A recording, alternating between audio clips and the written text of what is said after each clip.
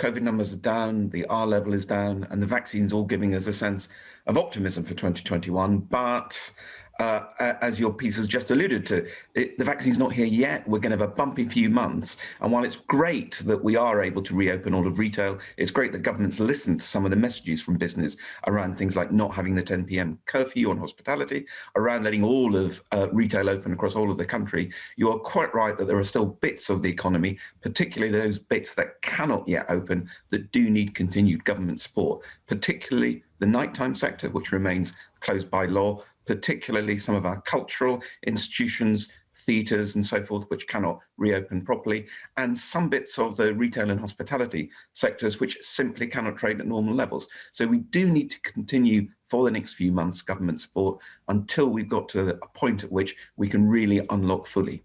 But offering COVID tier 2 and 3 pubs, wet pubs, an extra £1,000, it's just a joke, isn't it, John?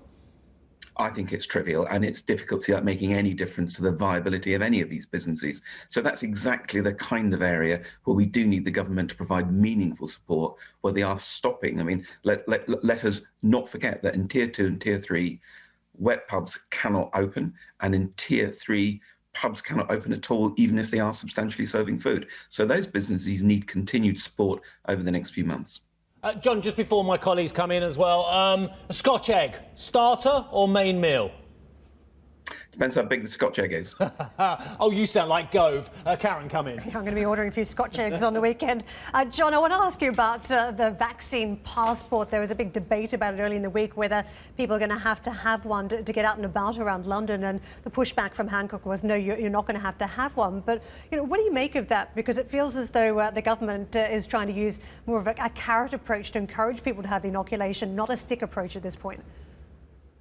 And I think we probably need a bit of both over the coming months. You know, we need a lot of education. We need a lot of explaining to people how the vaccine works, how safe it is. We need to see ministers getting themselves injected. We need to really sort of walk the talk on the safety of the vaccine so that we get as much coverage as quickly as possible. I do think there will be some restrictions in place in some parts of the economy for sure. So, for example, the air bridges we're trying to see put in place between London and other global cities, there are going to be restrictions there inevitably. Passengers will be required to show they've been vaccinated and or they've been tested.